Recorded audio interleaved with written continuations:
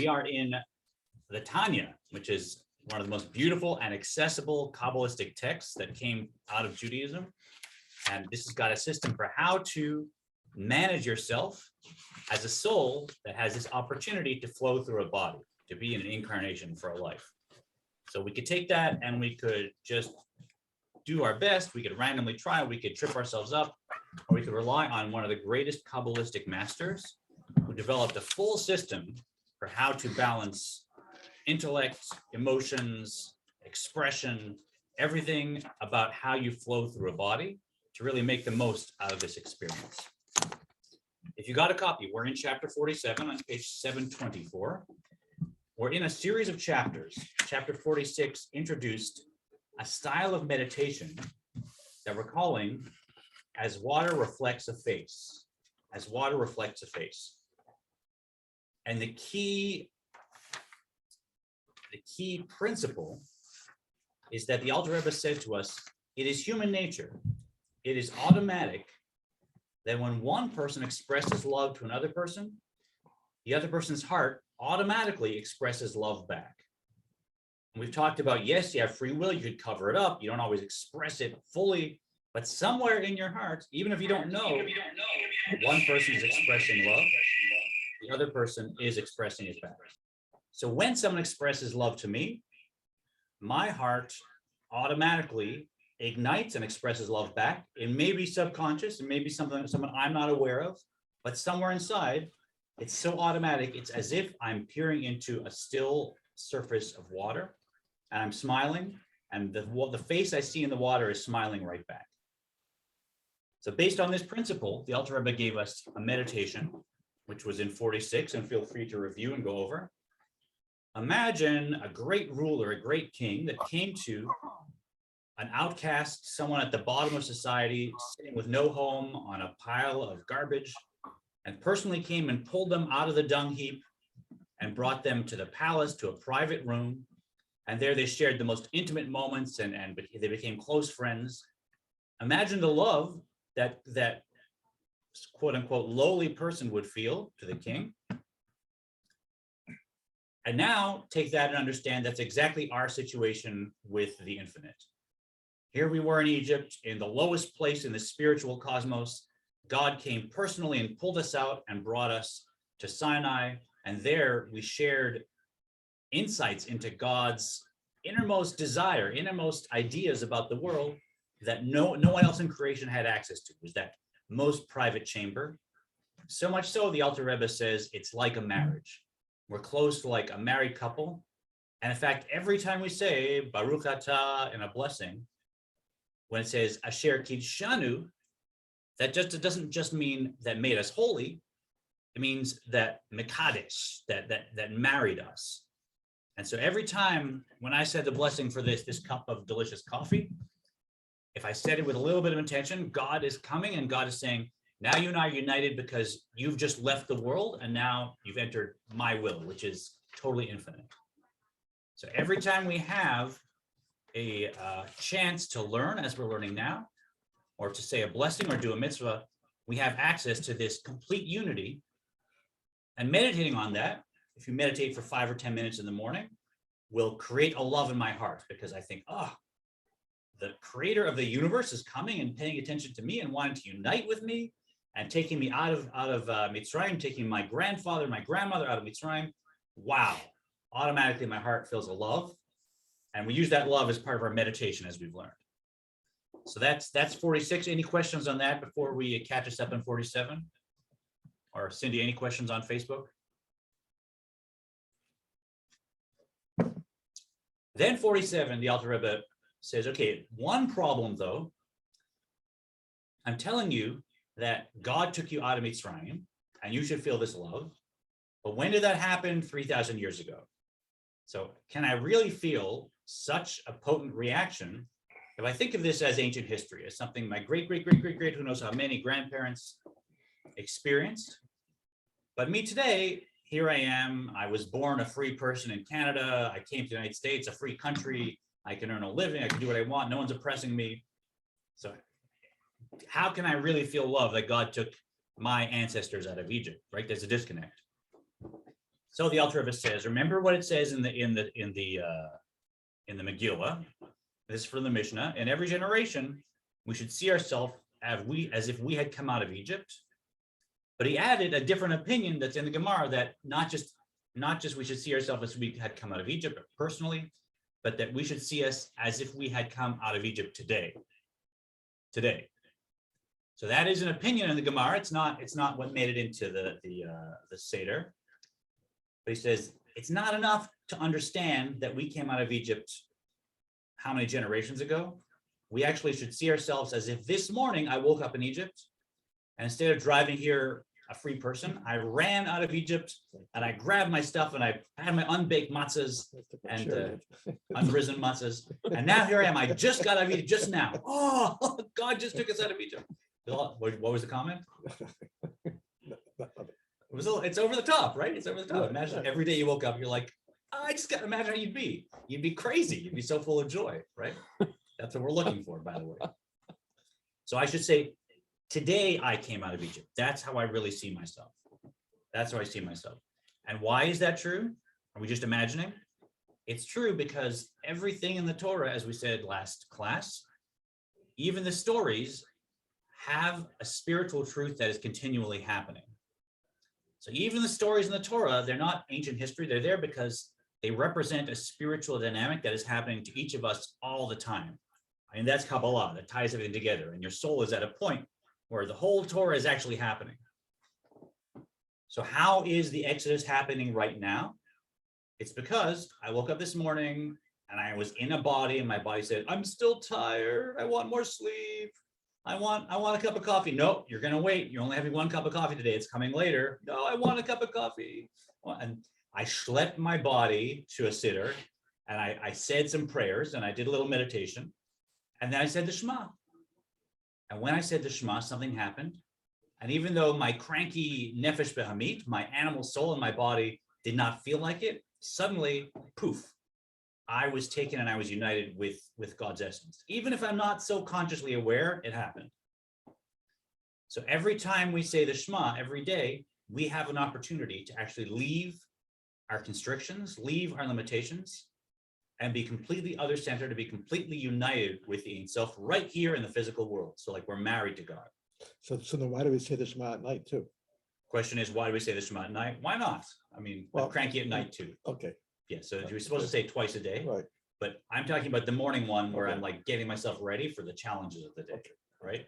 I have a camera here and I forgot the cable. Am I going to get frustrated, right? Or am I going to think, you know what? They can watch on this camera. It's fine. Don't get stressed. So this is the morning one, the morning Shema, where we're getting ourselves ready for whatever God's putting on my desk today for me to do. Evening is also good, and it happens at evening too. As an aside, the evening Shema is a time to hack off any negative energy that has gotten attached to me, right? So the main focus, I'll say, probably more for gentlemen than for ladies, but that's a politically incorrect generalization, but I'm going to say it. But any say erotic or inappropriate little thoughts that occur to me, they kind of attach to my soul like barbs or like thorns. And the bedtime Shema is like a double-edged sword that hacks them all off.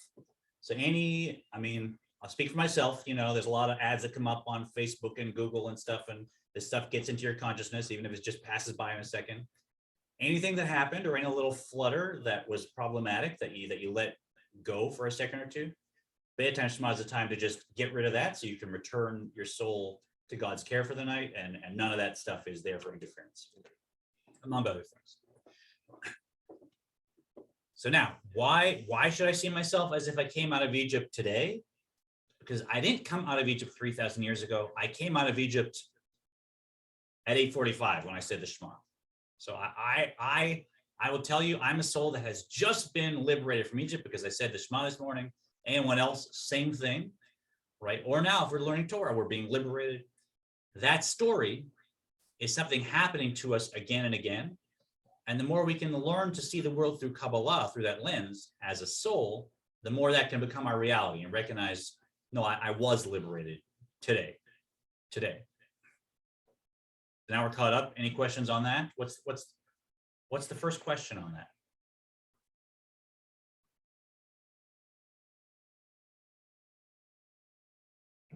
Yes? Susan, are you? No. Okay. Let's go on. Let's dive in. We're top of 722. Nope. 724. 724. I'm going to read from our own little Tanya here, which I love. Mosh Ketuv Bezohar HaKadosh Al Pasuk V'Ikuli Truma Deli Klomar Oti V'Halal Truma Ele Mishum Dehula Chad. Go ahead, Cindy. This is as the Zohar comments on the verse that they bring to me an offering. The word to me, says the Zohar, actually means to take me, to take God. So here, Kabbalah and Hasidus point out any grammatical issues with something in the tradition and use them to peek through and find a very, very lofty, hi Rick, a very lofty meaning. It says, Mikuli Truma, and we understand this meaning, bring to me an offering, right? In the temple, they would bring doves and oil and animals as an offering. But the problem is, Mikuli Truma means take me an offering. Take me as an offering. And so here the Alter Rebbe points out, and the Zohar points out, what it really means is we're taking God when we make an offering. We're actually grabbing God. We're actually taking, whenever we follow something in our tradition, learning Torah, doing a mitzvah, we're actually taking God. We're not giving an offering to God. We're taking God as that offering. It's my time that I'm learning, or my energy in the mitzvah. And it actually allows us to grab hold of the infinite right here as a finite being in the world.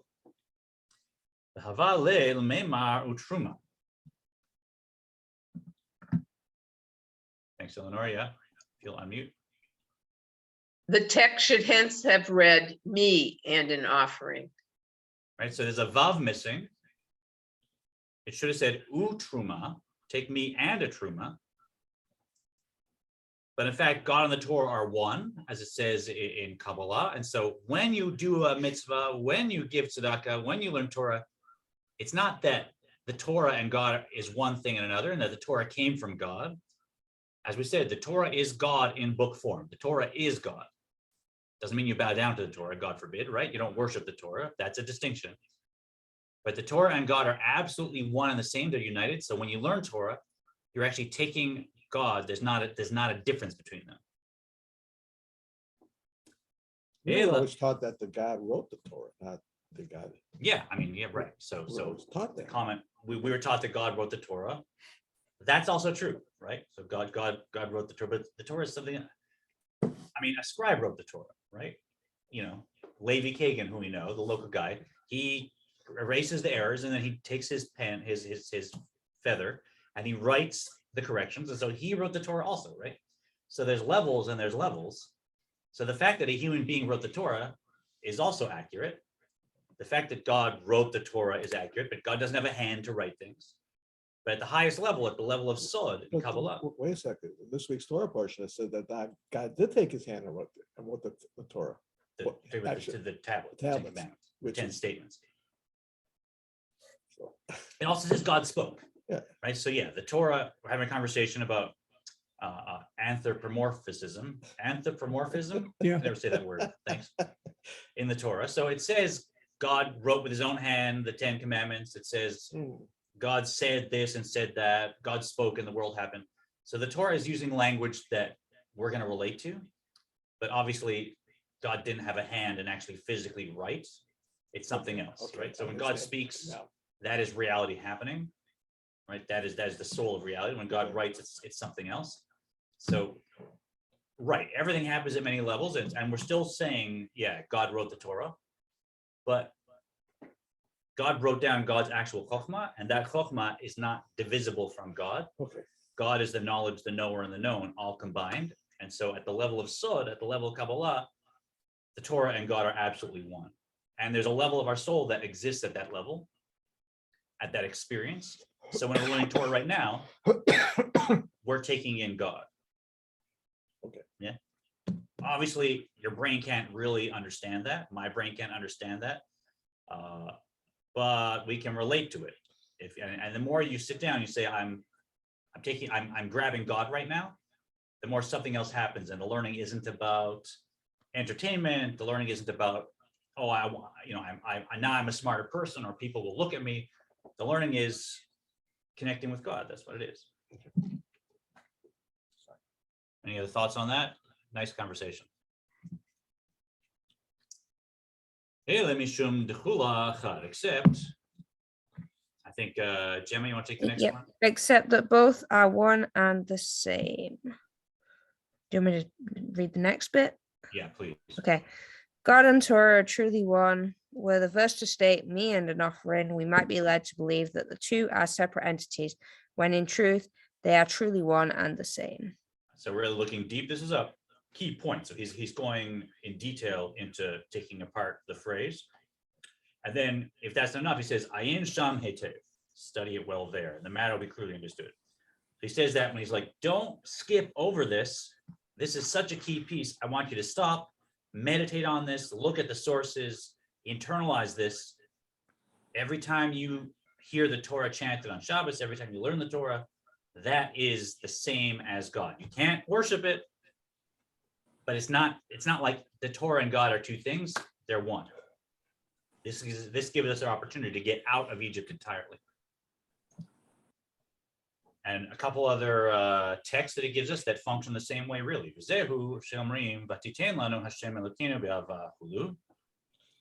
Study it well there, and the matter will be clearly understood.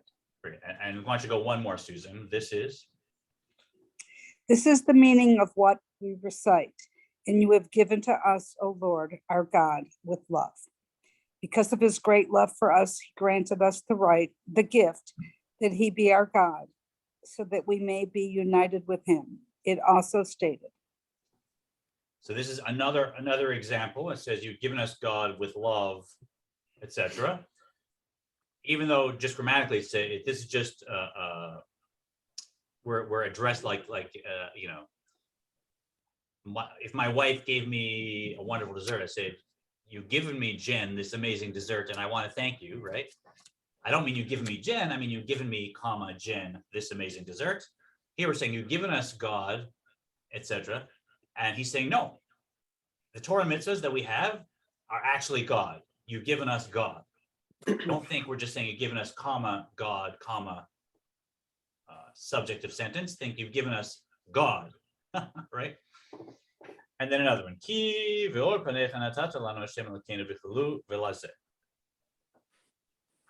For by the light of your countenance, you have given us, O Lord our God, once again stressing the gift he has given us, that he is our God. So another example where you read it normally, you've given us of your count, for by the light of your countenance, you've given us God. Keep going. And he says, no, stop there. By the light of your countenance, you've given us Lord our God. You've given us yourself. So like I said last week, that's a major flip when just, normal, wonderful, observant, devout Jewish person sits down and learns Torah. They're doing a Jewish thing. It feels right. It's all good, right? But when a Kabbalist sits down and learns Torah, they're taking God. The Torah is God, and God's giving God's essence right there in the Torah. And it's a holy thing. It should fill you with awe, as he said. And in this case, all this is part of our meditation of reflected love. God gave me his essence in this. Wow. Now I'm feeling something. It just reflects, right? This is the whole thrust of this these 4 chapters. Therefore, ein moneh lanu midveikut hanefesh b'yikudo ve'oro yiparech ela haratzon she'im ein ha'adam rotzeh klal chas v'shalom l'davka vo v'chulu.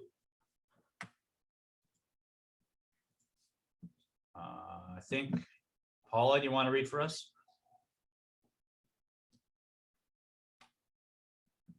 Yeah, we got time. Just unmute. There you go. Can you hear me now? Yes. Very Okay. good. Yeah, I have a microphone problem, so it sometimes doesn't work. sounds great. Okay. I'm sorry. For the light of your countenance, is that the part? The bottom, nothing stands. Nothing stands in the way of the soul's unity with God, and his light except one's will. For should the person not desire at all, God forbid, to cleave to him, then this unity will not be achieved. So yeah, I can say to Shema, and I can say, you know what? I don't believe in God. I'm mad at God. I'm not gonna go for it. Or I'm not even gonna say the Shema, whatever it is. I have free will, you have free will, so we can stand in the way of this unity. But on the other side, there's absolutely nothing in the world stopping us from learning or doing the next mitzvah in front of us. There's nothing in the world. So if any of us wants to have this complete unity with God, which by the way, when you're a soul in heaven before you came here or after you're done here, you can't get close to that. All you have when you're a soul in heaven, you have reflected light, you have the image, you have the radiation from God's essence, and many, many, many levels away, right? If you're just a normal person like me, the way your soul is functioning in heaven is just array of array of array. I mean, it's still obviously very pleasurable. It's still more delightful than we can even imagine here in a physical body, but it has nothing to do with God's essence. So you can't even get close to that. And here, anytime I want, nothing standing in the way of me simply having a verse of Torah that I've memorized, and I'm walking down the street and I'm going to recite it with a sense that that's going to unite me with God, and poof, I'm out of Mitzrayim. Right? Or I pass a Jewish person, I give them a good smile with the intention of loving another Jewish person, and poof, that's a mitzvah. I'm out of Mitzrayim.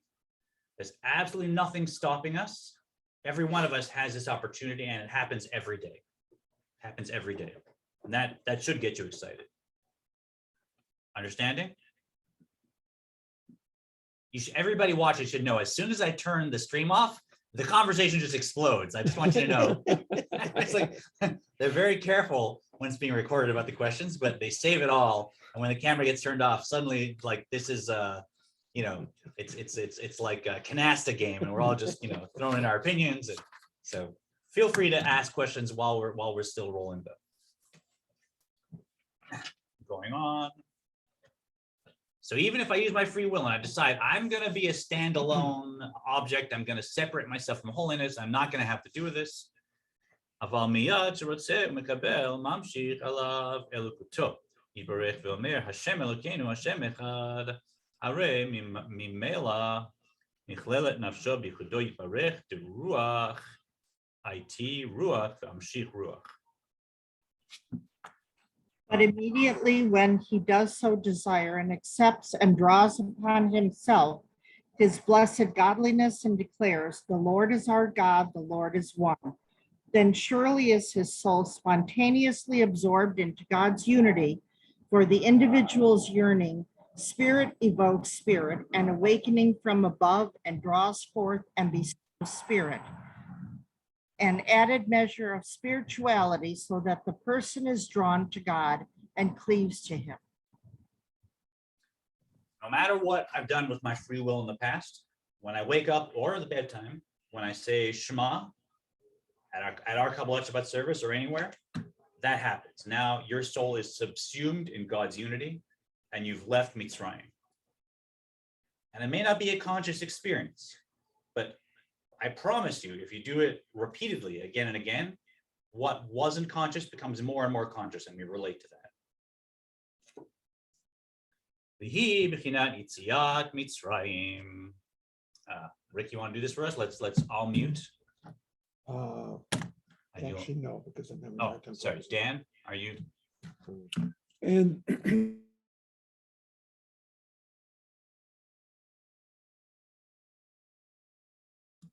Oh, you're not on. So read that again. I just unmuted. Read it again. And this dynamic within the person's soul is a form of exodus from Egypt. This dynamic is a form of exodus from Egypt. So that's, we're doing it right now. We're learning Torah, and if we open ourselves up to it, we can become conscious that we're leaving all of our shallow, self-centered, egotistical limitations, and our soul at some level is connected with God, because the Torah is God. And that explains something, by the way. We have to say the Shema twice a day. And there's all kinds of debates and opinions about what consists the Shema, what the Shema consists of. Lots of opinions, but everybody agrees this part about leaving Mitzrayim that's in the Shema, that's not part of the Shema. It's not part of the Shema. When it says you have to say the Shema twice a day, the last section about leaving Mitzrayim, that is not an element of the Shema. And there's no argument. Everybody agrees with that. So why do we say it? This is the reason, right? I mean, you think it's like bookkeeping. It's okay. You also have to say, you also have to remember leaving Mitzrayim every day. So fine, tag it onto the Shema. Everybody says the Shema, so then they'll do this, and we're just piggybacking it, right? We're what are those bills in Congress when they have the omnibus bills? No? What? Omnibus bills? That's Yeah. the thing, right? Yeah. So it's an omnibus bill. You know, we got to pass the budget. So you know what? We also want to put this on and this. Oh, let me throw this into the mix and hold on, I want this in. And it all gets done because the budget has to get passed. So this is like an omnibus approach. Every Jew saying the Shema, right, at some point in the week, and so, or in the day. And so let's also put in, they'll remember leaving Mitzrayim, we'll get another mitzvah attached to the Shema. Let's add as many as we can. Maybe there's some reality to that, but the Alter Rebbe is giving us something much deeper. He's saying, no, it's not just let's add it on randomly, even though it's not part of the Shema. The Shema is the leaving Mitzrayim. The Shema is getting out of your limitations. So you said the Shema. Now, of course, you should say the verse about leaving Mitzrayim because it's the same thing. The Shema was that. It just happened. It happened 20 seconds ago. You just left Mitzrayim. Now remember it. Be aware of it. Therefore, after he mitzvah bifnei atzma velo mi mitzvah kriyat shema diita bagemara ufoskim. Therefore, it was ordained that the paragraph concerning the exodus from Egypt be read specifically during the recital of the Shema as an adjunct to it. After he mitzvah bifnei atzma velo mi mitzvah kriyat shema diita bagemara ufoskim. Even though it, that is recalling and verbalizing the Exodus, is a commandment by itself, not pertaining to the commandment to recite the Shema, as stated in the Talmud and codes. And in fact, if God's trying to impress us and create awe and love in us, why wouldn't God say, I'm God who created the earth? Isn't that the more stunning thing? God created the cosmos. God created the universe. Wow. And then once I created the entire cosmos, this one moment, I took this one little people out of this little shtickle of land that I took them out and brought them here. I mean, does that even register? If you're in another galaxy, you know, looking at the universe, oh, wow, God took this people in some faraway galaxy on some planet out of Mitzrayim, and they moved, you know, 1/nth degree of a micron in my telescope. Like, God created the whole cosmos. Really? You're trying to impress me? And that's what you're saying? When God repeats and repeats and repeats, I'm God who took you out of Mitzrayim, and it happens so often, it's not to impress us. It's actually a mission statement, right? God's not giving us God's credentials. Wow, I took you out of Mitzrayim. God's saying, this is the whole point of all the Torah, all the mitzvahs, all the learning, everything I've given you. It's to take you out of your limitations. That's what I want you to do with all this. So that's why it's repeated so often. That's why it's attached to the Shema. It's the same dynamic. It's the same thing. It's a little off subject, but when you say the Shema in the morning, as Reformed Jews, do we say the Shema followed by the V'ahavta, or we just say that Shema Yisrael? Question was, okay, this is a reform parentheses, so we're leaving the Alter Rebbe's domain here, and we're going to talk as a cantor of Temple Israel, Reform Synagogue. So the question is, as Reform Jews, is the Shema just the Shema, or is the V'ahavta part of it?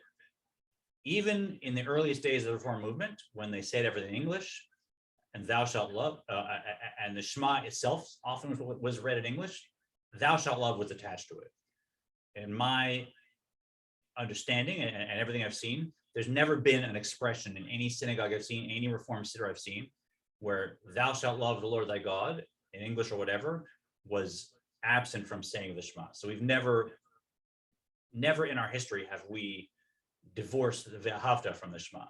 Lots of places that take out certain paragraphs, right? Once you read the first paragraph, that is halachically required for the Shema. Lots of places take out other paragraphs or have them as smaller print so that they are optional, etc.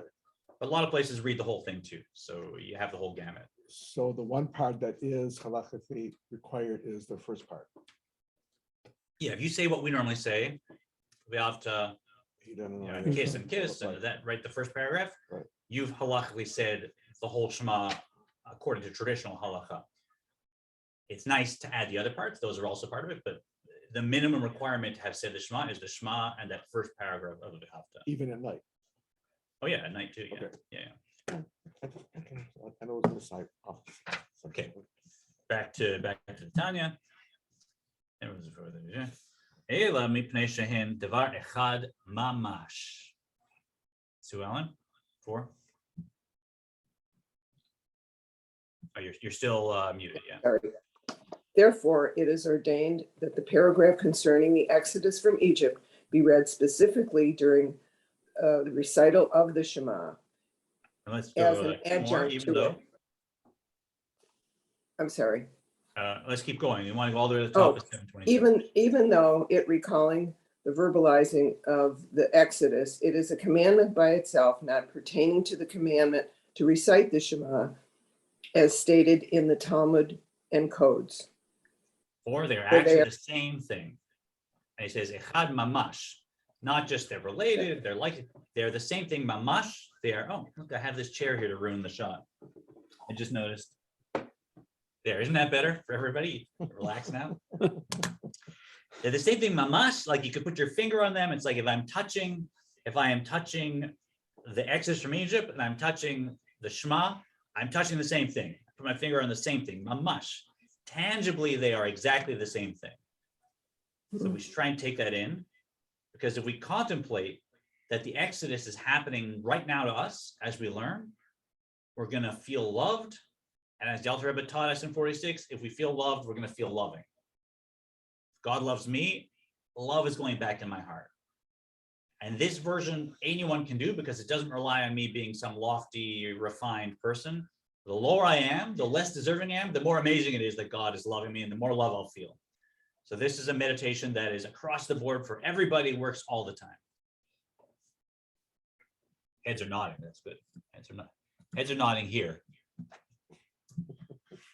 וכן בסוף פרשת יציאת מצרים מסיים גם כן אני השם אלוקיכם והיינו גם כן כמו שנתבהר לאל. We're at Susan, you want to read? Likewise. Oh.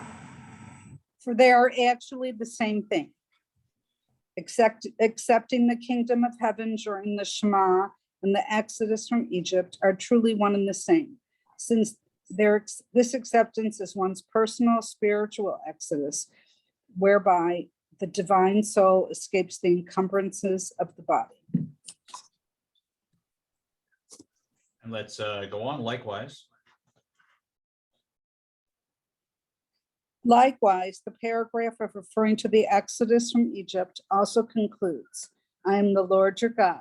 This also accords with what has been explained earlier, that through the Exodus, one endures that God becomes his God by achieving total unification with him. so this is a very deep subject itself, that when we say, Ani Hashem Elokechem, I am God, your God. I've seen that so many times in the Torah, right? God's always saying, I'm your God. I just, I read it or I hear it and it passes me right by. Because of course, God's our God. We worship that God. That's our God, right? What's the deeper meaning? The same as when God said, when we say in the Amida, it's Abraham's God, Isaac's God, Jacob's God. They were so connected to God. They were so much a vehicle for God's will that God became their personal God. For them, it wasn't some abstract thing like I'm me and that's my God and it's this. For them, this God became Abraham's God. Abraham was so in tune with it that you could say, this, I'm looking at Abraham, I'm actually seeing God. Like Abraham became transparent. This is Abraham's God. Abraham somehow almost defined God because he was so nullified. He was so gone and transparent. He was so just a vehicle for God that you can actually call God Abraham's God. Can we really do that? Obviously not. We have our own narishkeit, we make our mistakes, and I'm not defining God, but that same dynamic that applies to Abraham, Isaac, and Jacob, and Sarah, Rebecca, it applies to us when we do a mitzvah, that they allow us to reach that level. And because we're leaving our limitations, and there's not a Michael Smolash anymore, there's just the mitzvah, there's just God's will. Now it actually becomes my God too. In the same way as Abraham was so connected to God, you could say this is the God of Abraham. Again, of course, we're talking about us in this generation and our abilities. So this is a subtle, abstract thing to inspire us. We're not at that level. We're not a Merkava. We're not a chariot. But that functions every time we do a mitzvah. And so if you're not inspired by waking up and saying a morning blessing, if you're not inspired by saying a blessing over some food, if you're not inspired by saying the Shema, then be inspired by this, that all those things unite us with God to that extent that God becomes our personal God that took us personally out of Egypt today. Yes. Okay, I'm gonna trick you guys. Okay, I'm gonna turn off the recording now. Not. Okay, we're done. We're done, guys. How's everybody? Good try. Such a talkative group. I guess my question, so I'm gonna keep going. No, you asked a question. So, Dan?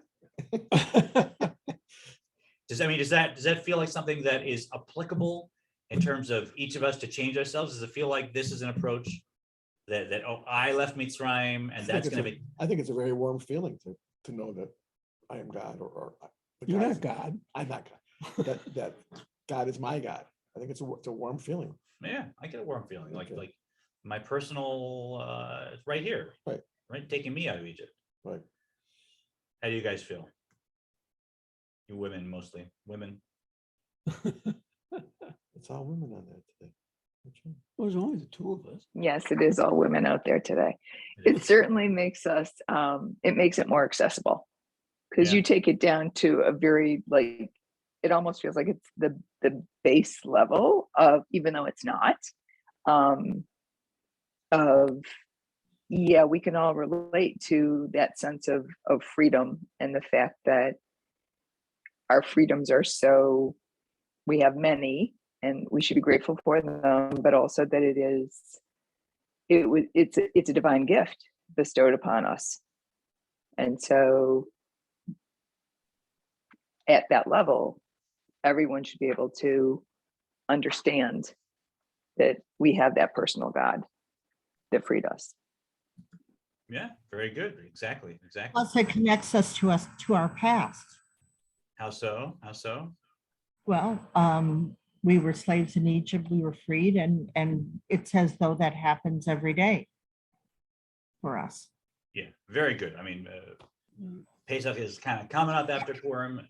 We sit, we have food, we read this strange Haggadah.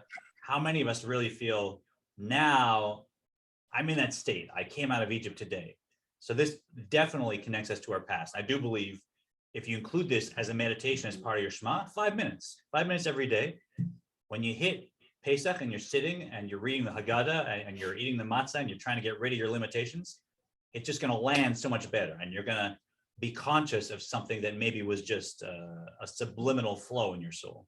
You understand? But our whole tradition, the literature, is about God being accessible and in our life. What about, referring back to Ruth, my God will be your God, or your God will be my God. It just runs the gamut. I mean, to me, this is a repetition of what's been right in front of us for forever. Yes, it is the same thing. It is the same core principle that's been in front of us forever. I think it just brings that in a way that is more accessible, right? And yeah, we can share with others in terms of Ruth, someone that's not Jewish, that now their soul becomes Jewish or always was Jewish and it's revealed. Absolutely, this is a key for that too. Yeah. Next chapter, 48 and 49 are really, I'll just do a little Cantor, prep for it. can you go back a minute? Yeah. When you said it's accessible to those whose souls might have been Jewish or want to be Jewish, I missed that last thing, and that sounds really interesting. So we're talking about Ruth, who is, the ultimate convert to Judaism, Mhm. right? And I said she became Jewish, but Kabbalistically, somebody that converts didn't become Jewish. They always were Jewish. It was just they were not Jewish in a revealed state. The essence of their soul, the core of their soul, is Jewish. So I just corrected myself so as to not describe it inaccurately. That's all. Thank you. That's real interesting. So chapters 48 and 49, this is, we get to the end of the whole section that we're learning, and the topic of the whole section is learning how to love God with this reflected love. But 48 is going to prepare us for 49. And 48 is going to talk about the two types of light that are in the cosmos. So that in 49, we're going to wrap that all together and tie it to this meditation of how to love, and also to the different blessings of the Shema and how Kabbalistically you want to have a focus for each one of them. It's a phenomenal chapter. And by the way, just like we learned chapter 32, Lamed Beit, which is Lev, which is the heart, because Lamed is 30, Beit is 2, the letters are the numbers. So Lev is the heart of the Tanya, which is love another like yourself and how to do that. This is Memchet, which is Moach, which means brain. Moach. So this chapter is like the brain of the Tanya, like that was the heart of the Tanya, and it is a very intellectual chapter. So be prepared. It's delightful. It's fun to learn and to challenge yourself. And what we're introducing is the concept of the two types of light that exist in the universe. One of them is the memale, which means it's filling, it's flowing into. And the other is sovev kol amin, which means it's surrounding. It's surrounding. And let me introduce this with a concept in physics that blows my mind, and that is, and maybe this is just for me, I don't know. If you don't like physics, if you had a good class, feel free, I'll see you next time. This could be just for me, we'll see, you let me know, right? But in physics, the current theory is there was a Big Bang, and all of matter and time and space was compressed into this one singularity. And then for whatever reason, it was actually logistically impossible. The conditions for the Big Bang to happen are so impossible that it could not have happened. That's another point, but to me, it's a metaphor for God, but we'll leave that. Then the Big Bang happened, and a second later, in fact, the billionth of a second later, but a second later, now time and space have emerged out of this singularity, right? So now time and space are expanding, so to speak, from this singularity, but expanding is the wrong word, because for something to expand, it has to have space to get bigger in, right? So we're picturing, our brain can't help but picture the universe as matter expanding in space, but the space is also coming out of the singularity, and so is the time, right? So to expand, you need time and space. So it's not really like time and space are expanding, because there's no time and space for it to expand within. So it's a little bit like Hasidus. You can't really process it. But even now, not only is the universe still, everything is flying away from each other, right? Because that's how we try and study the Big Bang. We take everything, all the galaxies and how they're moving, and we go backwards and we say, well, they all met 13 billion years ago in science, right? At this one point, and now they're still flying away. It's not just the physical universe is getting apart from each other at a distance, at a speed. It's also that space itself is still expanding. Space itself is still expanding.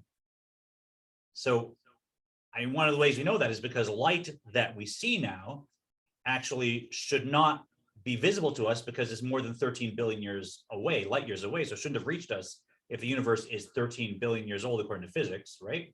None of this is the Tanya. But we see light from further away. That's because the space is expanding. It's giving it a little extra zets to get to us, right? So I don't understand that. No one can really understand that, but space itself is expanding, not just the known universe, but also the space that the universe takes up is expanding. So now ask yourself, what's at the boundary of that? If it's getting bigger, what's the thing outside of space and perhaps time also that it's expanding in?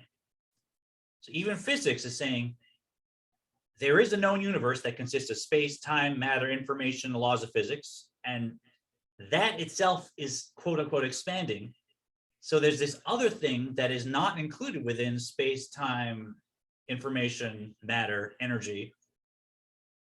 But it's like you're a boat and there's a horizon. You can't see past the horizon. There's no way to relate that thing. It doesn't have anything to do with you. It has no point of reference. So this whatever that the space of the universe itself is still expanding in, that has no relationship to the universe. That's a scientific idea. I don't know what you call it. That perhaps has something to do with this idea of surrounding light. There's a something that has no definition whatsoever, no relationship to anything that exists in the world, but that's still the light of God, but it's a light of God that's so infinite it can't relate to the world.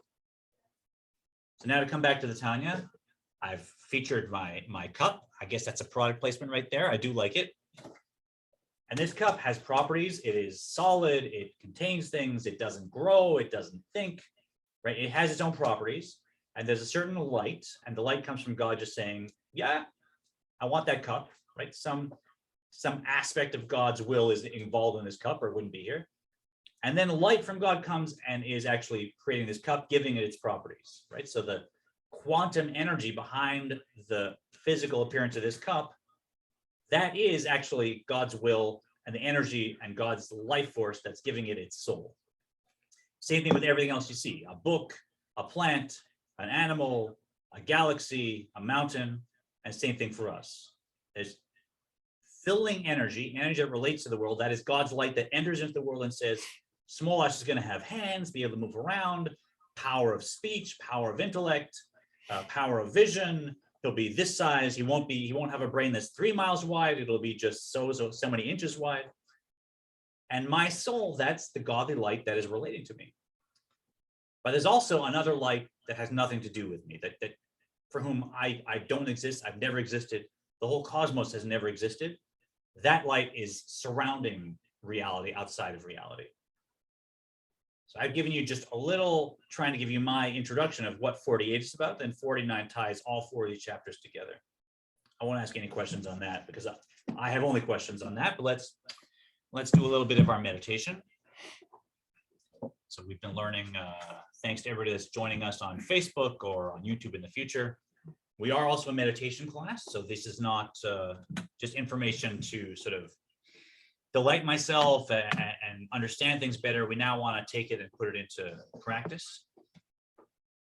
So you just want to find yourself in a relaxed position. Doesn't matter if your legs are one way or another, if you're sitting or lying, it's all good. Jewish meditation is position is just very simple, whatever's comfortable. Do our exercise, what's called box breathing in some circles. So we're going to breathe 4 counts in, 4 counts to keep the air in, 4 counts out, 4 counts to keep the air out, and then start over again, 1 full cycle. So breathing in with me, 1, 2, 3, 4, keep it in, 2, 3, 4, breathing out, 2, 3, 4, keep the air out, 2, 3, starting over, breath comes in,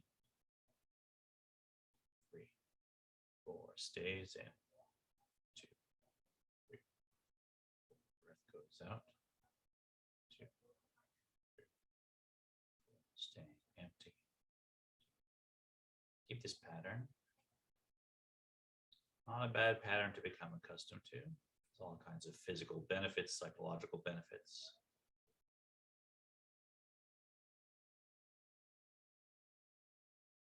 If you're familiar with our wisdom gateway, we'll open that now.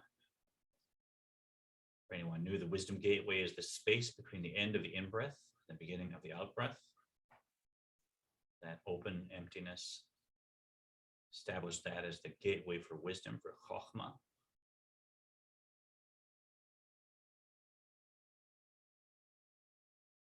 Perhaps if you're seeing it as a small gateway, make it larger. If you're seeing it as black and white, make it full of color.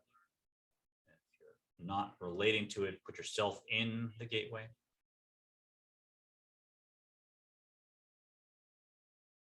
Just stay there as you flow through this breathing pattern.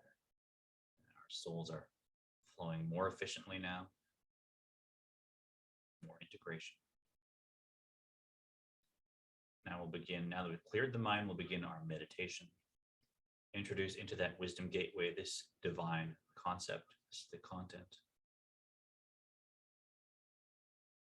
When we said the Shema, we came out of Mitzrayim just now, every day. In fact, every moment it can happen. Concept, we left Mitzrayim, we left all limitations today, just now. Let that divine concept fill your wisdom gateway, flow into your mind. If your mind gets distracted, no worries, just let this divine concept fill that space in your mind, fill it with imagery. Let that mind of yours fill up like a cup full of wine with this divine concept.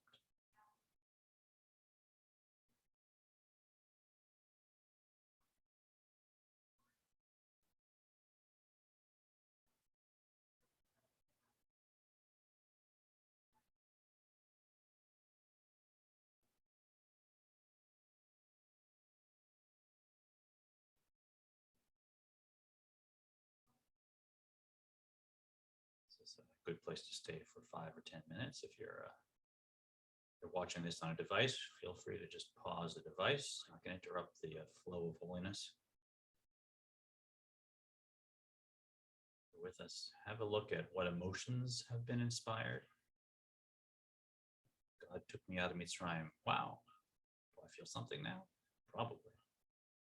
Just track those emotions. That's our tools to elevate everything we'll encounter today. Every opportunity, every mitzvah, every relationship, every conversation. That love that I'm feeling and reflecting. That is the best tool for elevating myself, the world around me, everything that I encounter today.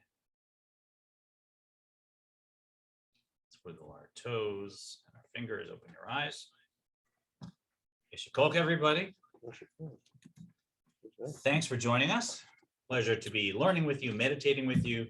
As always, if anyone wants to join, you just got to the soul. Maya's here. Maya, want to come say hi? Maya, whenever I say, you can email Maya at temple-israel.org. This is Maya. Here she is. I'll move out, so you know. I think I'm asking. Hi. There you go. That's better. There you go. So if you email Maya at temple-israel.org, she'll send you the link. You can join us on Zoom. You can join us in the future on YouTube. We have a lot of joy learning, and hope you'll join us as well. Yasher koach, and see you next time.